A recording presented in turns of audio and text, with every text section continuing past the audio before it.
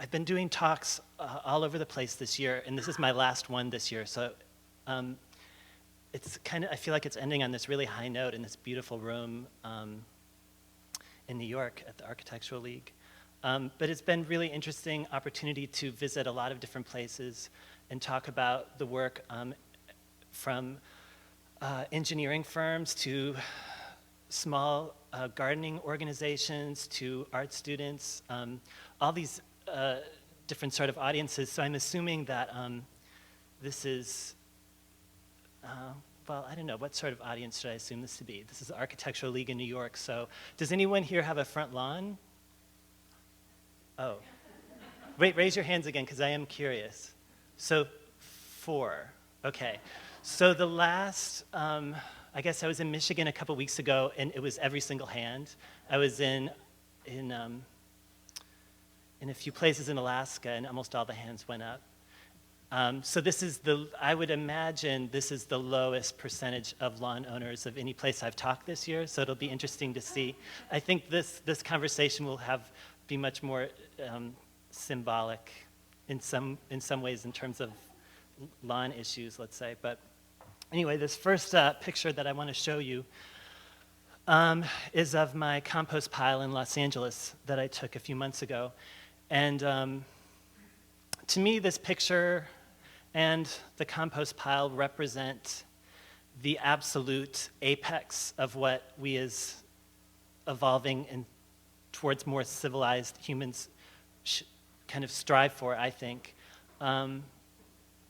It's historically perhaps what we've tried to hide and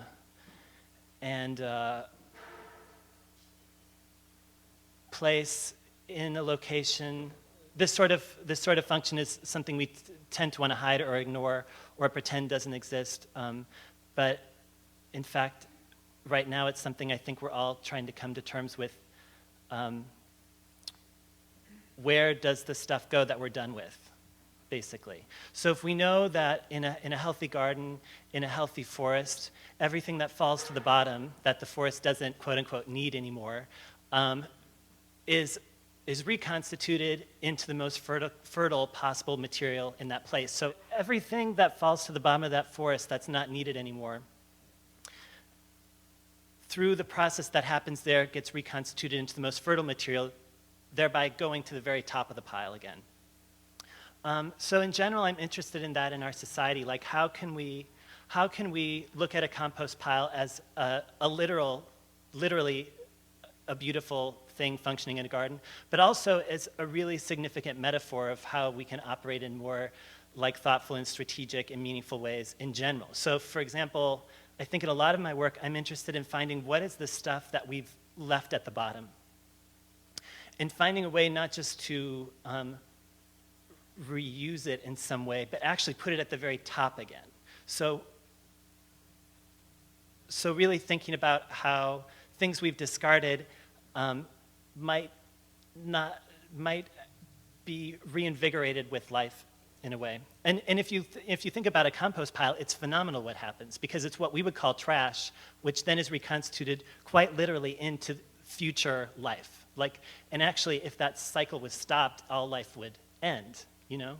So for my personal experiences as a gardener, which are quite immature, these are the things I'm interested in, not just making pretty gardens, which is an interesting byproduct of some of these projects I'll show you, but placing gardens in the center of our lives and thinking about how they work and how they operate, and then hopefully having those stories continue out into how we're operating in other places.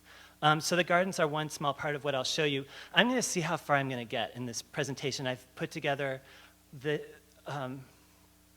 images of work, mostly from this year, some from the last couple years, and I don't know, we'll see how far I get. I may speed through some things.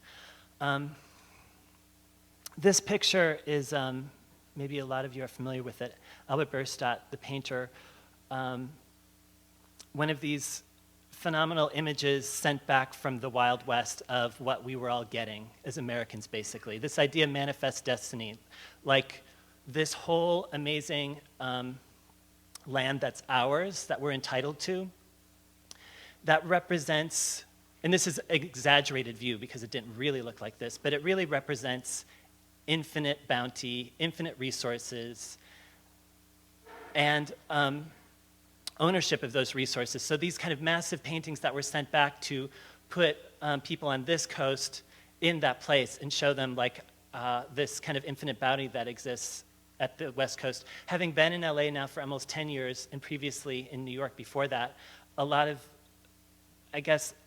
these opening images and this kind of meditations are on that condition of the West Coast, what happens when you reach the end and you can't go any farther, and piling up against the West Coast that I feel like we're doing in LA, where we've hit that wall and we realize there's limits. So here's this kind of fantasy vision sent back of the Sierra Nevadas. This is a real picture from that same area, what's now called Tejon Ranch, of these native tribes there. And there's this wonderful book called Tending the Wild that came out a few years ago, a very scholarly academic work that I think took about 15 years of research to produce, but it's very narrowly about these native tribes in Southern California and how they lived off the land. So people coming there, Western explorers saw this and saw these people there and thought, lazy people living high off the land. Like, they're not doing anything, they've got all these resources, and basically they're just kind of operating in a way like in this Eden where they don't have to do anything, when in fact what they were encountering was a tended landscape. They were encountering a garden that was a highly tended landscape in which, for example, they would straighten cane to make baskets. They would only pick a certain percentage of the produce and leave the rest for animals or to go to seed or whatever. But what they were encountering was really not a wilderness, but in fact a garden. But they were living in such low densities that they could, in fact, live that way without planting rows of crops, for example. Now, what we have on the other end are these English estates. This is where the front lawn comes from, and this is where a lot of these ideas of independence come from, and a lot of these ideas that we've imported here. So I'm interested in thinking about this English estate and how it functioned. Here we have this vast piece of land in front of the house demonstrating wealth by saying, like, I'm so rich, I can use this otherwise valuable farmland, and instead of growing food there, use it as an ornamental landscape to present my house and show you that show you how prosperous I am. And then the food production is hidden from view. But there is food produced here. So there is some sort of independence of some sort. There's a huge staff. If all systems to this estate fell apart, I think it could still function on its own to some extent. But if you compare, these two ways of living, I think it's kind of interesting, these two ways of living that were kind of meeting each other. And then Thomas Jefferson's home Monticello, which is the iconic idea of what the American dream would be. Thomas Jefferson's really, of course, delivering for us this idea of what democracy is going to look like, what the American dream is going to look like. But also, if you think about his relationship to landscape, we know that he had a very intense relationship with his garden, but I was interested in where he placed it, down the hill, behind a row of trees, in a grid. But what represents pleasure, what's in front of the house, curvy lines, sterile monoculture, lawn, clipped hedges, raised beds of annual flowers. So here this division continues, this division between pleasure and production, which is really, I think, kind of the dawn of industrial farming in a way, this schism between what the gardens we welcome into our daily life and the productive spaces that are producing food that we're eating. If we go ahead in time, we have the Victory Gardens, in this case in Los Angeles in the 40s, and we can see, I think the statistic was something like 40% of food production during the wars was coming from Victory Gardens by a really important movement by the federal government, which dried up as soon as the war was over. And then you get phenomenal images like this of this contrast where a bomb crater is literally turned into a Victory Garden in London. And here's some of that wonderful propaganda. And I think this is really the end of the oral tradition of gardening in a way, where, if you're growing a lawn, it's pretty much the same anywhere on the planet, but if you're growing food, suddenly you have to pay attention to where you are. And it's very localized, and you can be a professional gardener in one part of the country, Like I can land in New Jersey and have no idea what to do. And if I had to survive my first season growing food, I would probably starve.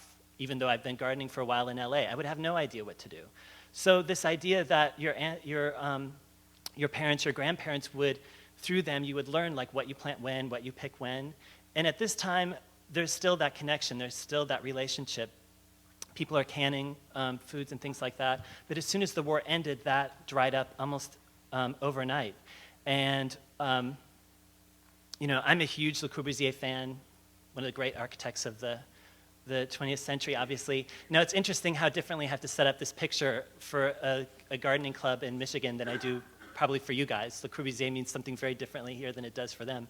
And I think it's interesting to think about his role in the kind of cities we're living in today. His radiant cities, he never was able to build, of course, as he dreamed of, but this quote by him, I think, is kind of breathtaking when you read it and think about how, to what extent our current economy was planned and organized. The cities will be part of the country, which already is kind of a great idea, that we could have both together and neither would lose anything in the process. I shall live 30 miles away from my office in one direction under a pine tree. My secretary will live 30 miles away from it too in the other direction under another pine tree. We shall both have our own car. We shall use up tires, wear out road surfaces and gears, consume oil and gasoline, all of which will necessitate a great deal of work, enough for all. So imagine that said like with huge exclamation marks in a very excited, happy voice. Like that's, and then you imagine the reality of what that sort of economy means today, and we realize the limits of that and the possibility of it. And then you fast forward to the 40s. Late 40s, you have Lakewood, California, same time as Levittown in New York, where the second edible estate garden I planted is located. And you can see, you know, we really are living in radiant cities. They got that same strategy was enacted immediately in places like this. An entire town of 70,000 built in a few years, which presages what we're living with today. So the Edible Estates project that I'll talk to you about is focused very specifically on this little piece of real estate between the front door and the street and the sidewalk. And the larger issues that I'm interested in here have to do really with isolation. So if you look at this neighborhood, there's this fantasy of independence that's happening in each one of these homes, each home independent from the next, this housing community independent from where they're working. All the food that's produced that are going to feed these people is isolated from where they're living. So you'll have situations like this. These will never meet. These people will never have awareness of where their food's coming from. And in a place like this in the desert Southwest. So this community could be in LA, their food could be grown in the desert Southwest, and then it may be shipped 1,000 miles away to be processed and packaged and then shipped back to them again. So there's these circuitous stories of food production. So really what I'm interested in is how can we, as planners, as designers, as artists, as homeowners, as occupants of cities, how can we think of ways to reintroduce evidence of our lives back into the city?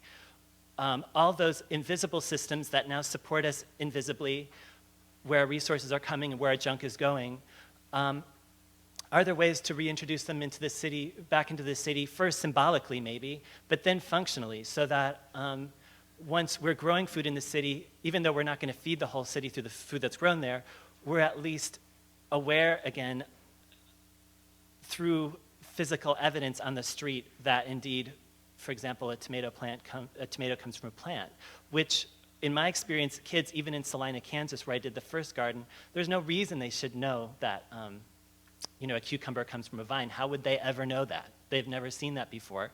For them, it comes maybe even just sliced up. Maybe they've never even seen a whole one, which is even scarier, when you think about it. If you think of the level of processing that happens between the origin of the food and then how it's ultimately consumed, like how close can we get to that moment so that there's this recognition of that immediacy? So those ideas of isolation, if you think about these degrees of isolation that are happening, if you're familiar with the Powers of 10 film by the Eames, and you know how they go deep into this into outer space and then deep into the cell, and how there's a parallel between those different scales. I think the same thing is happening with our global occupation of the planet, let's say.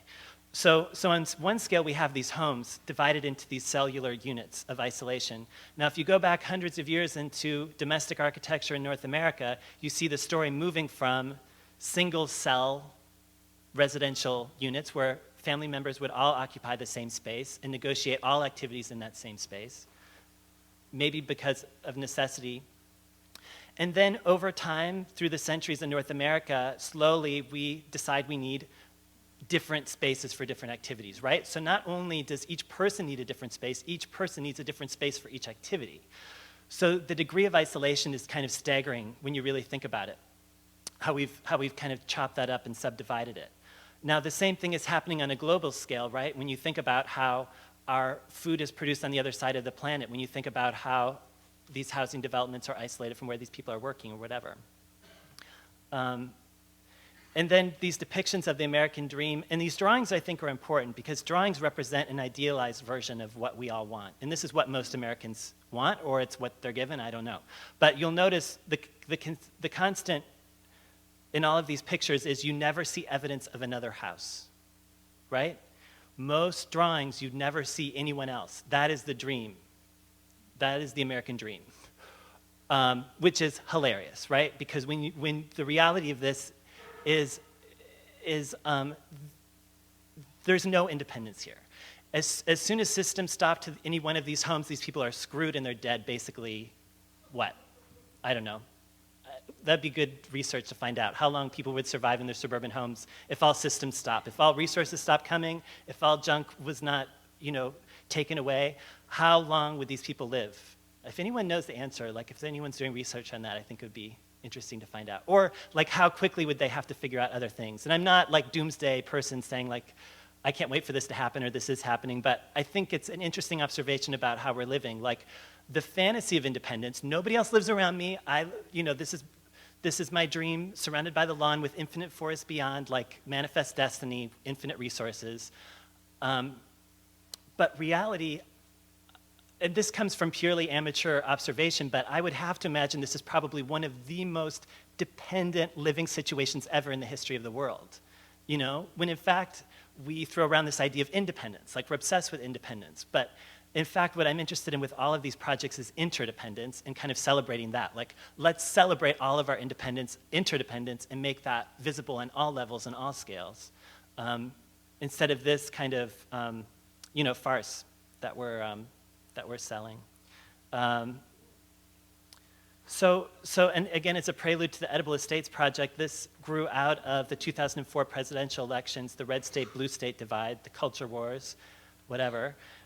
So after that election, I had a break and I was thinking about the direction of my work and thinking about the level of isolation that exists among artists and architects, in the United States, for example, how we're involved in our little dialogues, speaking to each other. And I think in some cases you have to have that elevated level of dialogue among a discipline to evolve and grow in important directions. But I think there's also a time to step outside of that and turn around and look at what you're facing about how we're all living.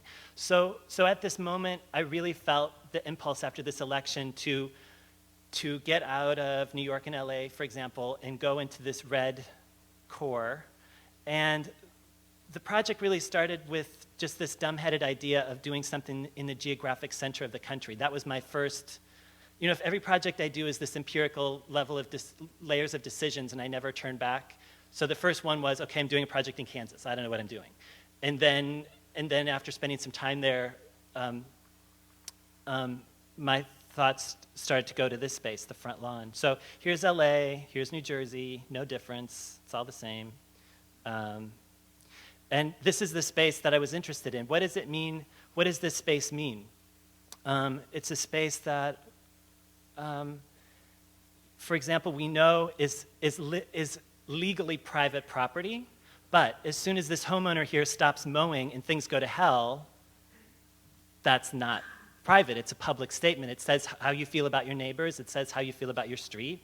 People on the street start to wonder about the, how that family's doing. Maybe there's trouble in the family. There's a new family that's moved in.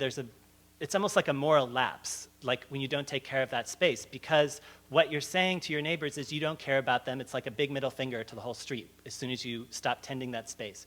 And really the dream of this space, we're not like those Europeans that divide things up into little walled-in spaces, our front gardens.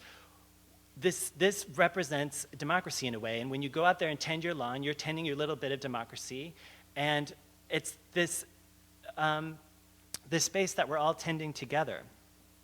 Now, of course, I'm not going to spend too much more time going into this, but we all know the dark, insidious story of the lawn, and the book Attack on the Front Lawn, of course, goes into that a little bit. Laying down pesticides, because a healthy lawn means obliterating every form of life except for those blades of grass, and then watering those chemicals into the groundwater and then mowing it with these two-stroke mowers, these polluting machines. So what on the surface seems like this beautiful space that was worthy of a lawn ad is really this polluting machine wasting resources, all for a space that no one ever feels comfortable trespassing into. So the people here know that there's not much they're going to feel comfortable here doing, and the people on the street, of course, as soon as they set foot here, know that they're trespassing on some level. So what is this no man's land? It's actually this kind of insidious, isolating, wasteful, polluting space that represents the American dream. So I didn't really realize what I was stepping into when I started the project, I think, because I didn't realize as soon as you do anything there, it's like news, and it's a story, and it's like, anything you do there, it's like sacred space.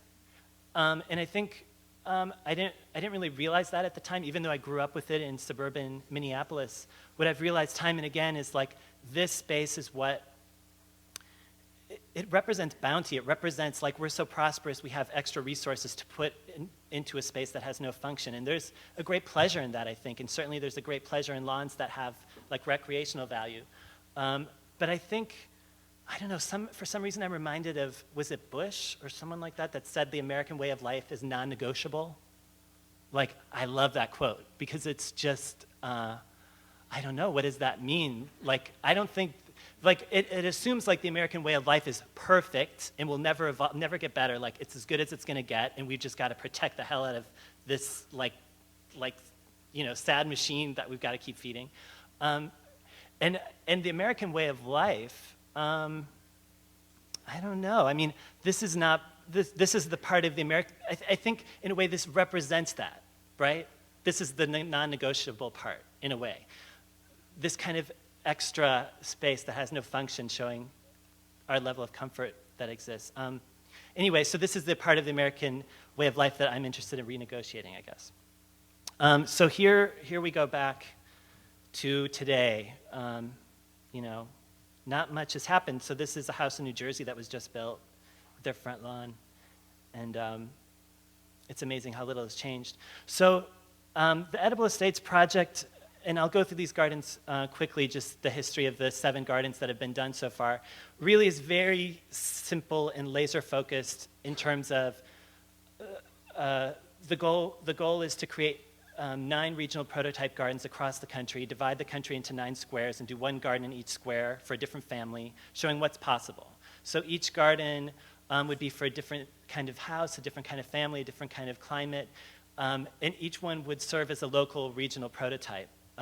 So these are the 7 gardens that have been planted so far. Each one is typically sponsored by a local art institution. And the making of the garden itself is the smallest part of the garden, and typically it's free because the materials are donated and all the labor is volunteer. But then the complicated part of it is how that story is told. So there's videos that are produced like you saw, there's exhibitions, brochures, the book, the website, so that this little modest garden is then broadcast in as many different ways as possible so that the stories are told in a lot of different media. And of course, what I also didn't realize when I started the project now is that whenever I do one of these gardens, the local Fox News station's there with their cameras when we're digging up the grass on the first day without fail, and the local TV reporter, the local newspaper reporters there. So I'm also interested in the way the press regards this as a news story. And it's always, locally, as I go to these different cities, it's always regarded as this kind of local news story, and the family that I'm doing the garden for typically is in the newspaper a lot, and they become like a local celebrity. Like I'll show you Clarence Ridgely in Baltimore, who's very big in Baltimore now. So here's the first one in Salina, Kansas. This was just planted very late in the season, so it exploded just in like a month behind this wall of okra for a plant biologist and his wife, who's an artist from India. So the design for each one is very different based on the particular conditions there, usually with the seeding area. This is probably the most wild of all of them, and they were very comfortable with that, just mulching with straw. And I've realized this is what I'm really interested in, like seeing how loose, casual, and wild we can get in these spaces, because I think there's this tendency towards this feeling people get as soon as they touch the front yard that they have to be precious and manicured about it. So I'm interested in seeing how far I can push that, I guess. But each garden design is different, as you'll see. And then each garden, there's like a sign and brochures that are handed out to tell neighbors what happened. But each, I do a search for families. Usually it takes a few months to find the right family. In this case, Lakewood. He was wonderful. He kept a great blog to the first few seasons that's in the book. He's a computer programmer. They already had a pretty amazing garden in back with hens. So this project was an opportunity just to put that in front. And of course, what happens when you're gardening in front is it becomes a public spectacle. It becomes, by default, a demonstration garden. Everyone's looking at it, and even if nobody else on the street does it, there's that garden that you're watching all year grow, and you are a participant in it to some degree just by that fact that you're watching it evolve and grow every day. So the design of this one was a little bit more elaborate with these symmetrical spirals. Here it is right after, maybe a month after planting. And you can see, like, this is not a commercial project. I'm not hired to do them. I never work like that with these gardens.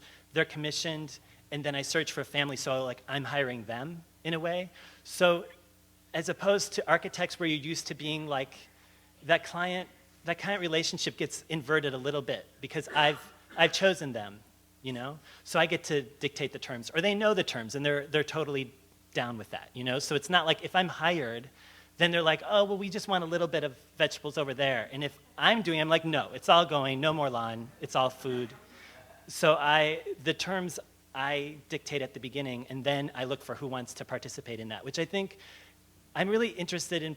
My background is in architecture, and if I get through it far enough, I'll show you the recent building that was done in LA, but I'm interested in that relationship of that role of the architect in society, which I think in general tends to be quite passive. It's like you wait for someone to let you have the opportunity to solve the problem they want you to solve with their money. And what I'm interested in is finding ways in which I can dictate my own projects with my own money and then find out who's going to do it with me, who wants to, And I think Buckminster Fuller in a way is an important role model in that regard for dictating the terms of his project and always living on the edge of poverty in a way too, I think. But I'm really interested in how we can activate our roles in society, especially with designers and architects in that way, which, artists operate like that. Artists go out and do their thing and then find out, okay, who wants to support this? And I think we're facing a point in our society where we desperately need architects and designers to operate the same way. We need them in charge, basically, because the people with money are not hiring us to solve the right problems right now. And I think architects and designers know more about what the appropriate problems are to solve.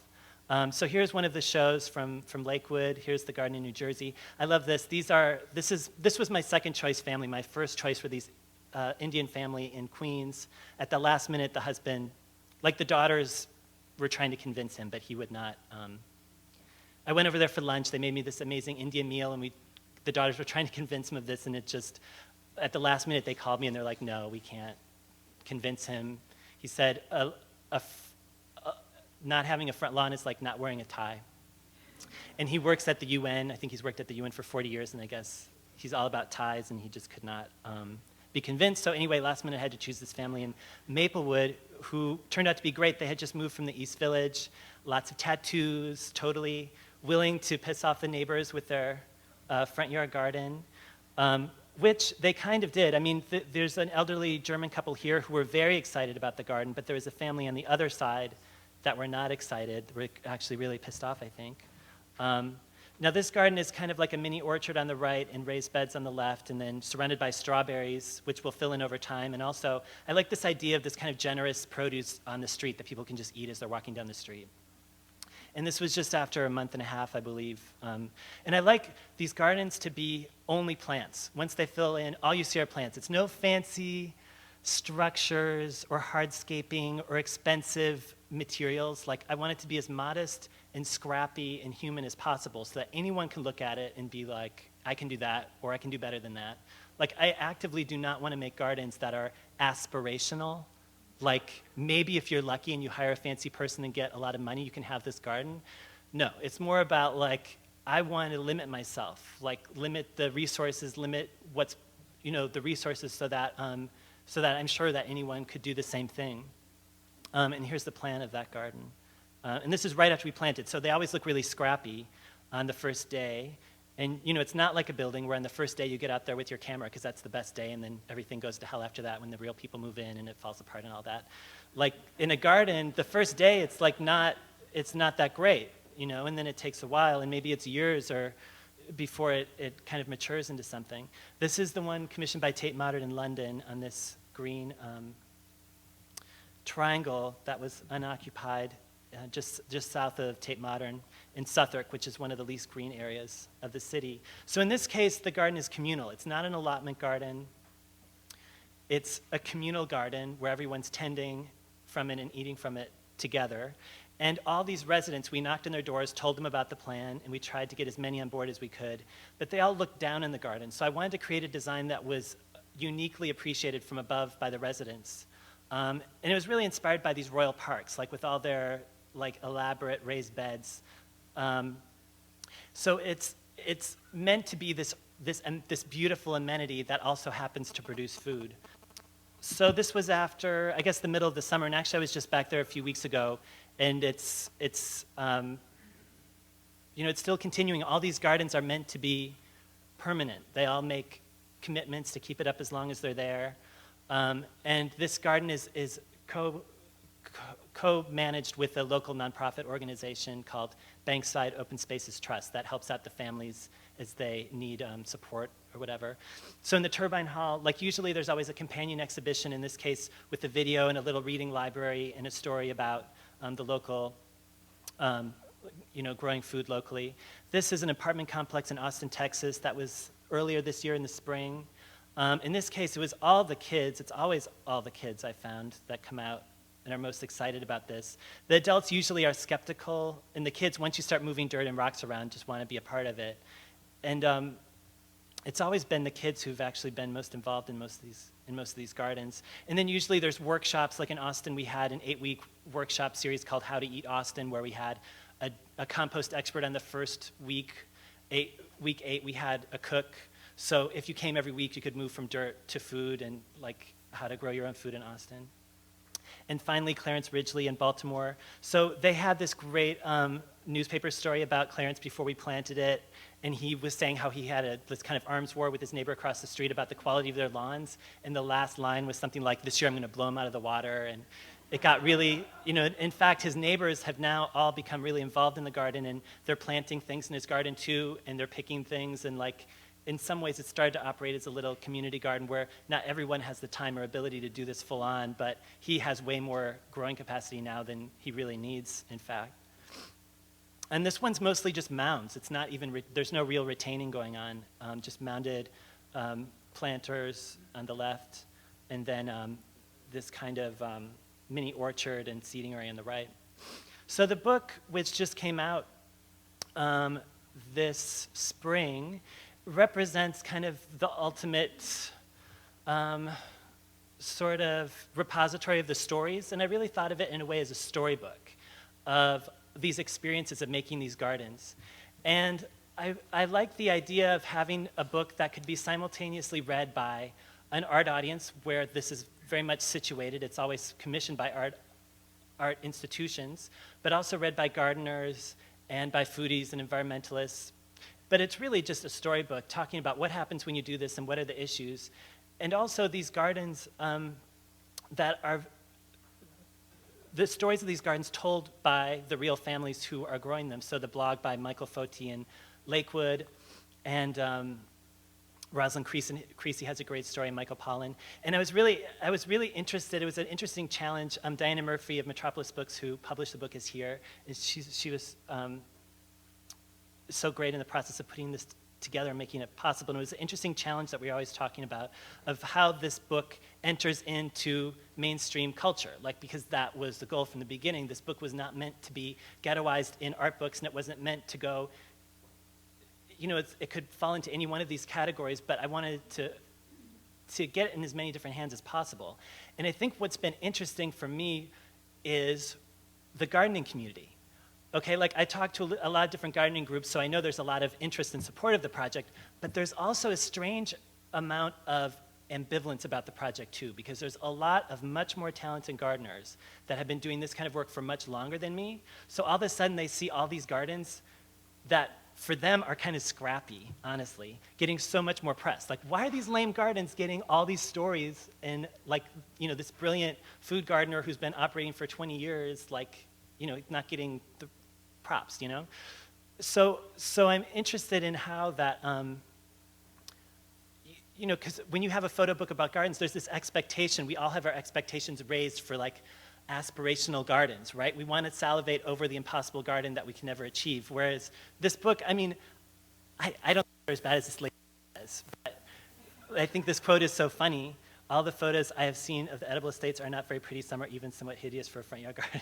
So I think this idea of like what's appropriate in the front yard, of course, is challenged there, and like our level of like fussiness is like downgraded maybe, or I don't know. It's an interesting thing, and to me it represents kind of in a way the core of the project, like how it goes to the core of our ideas collectively about what's appropriate and what's beautiful, which is, you know, something I'm really interested in. And I'm always pushing the wilder side, and when it comes also to compost piles, like I showed you at the beginning, like when we have the compost pile conversation, as I call it, like where we're gonna put it, I'm always like, let's put it on the street in front. So when anyone comes up the sidewalk, your guests have to stick their noses in it and like see how great your compost is. But of course the owners are always like wanting to hide it, push it to the margins where it's gonna be invisible. But I'm really interested in like, you know, making that function of, for example, composting really public.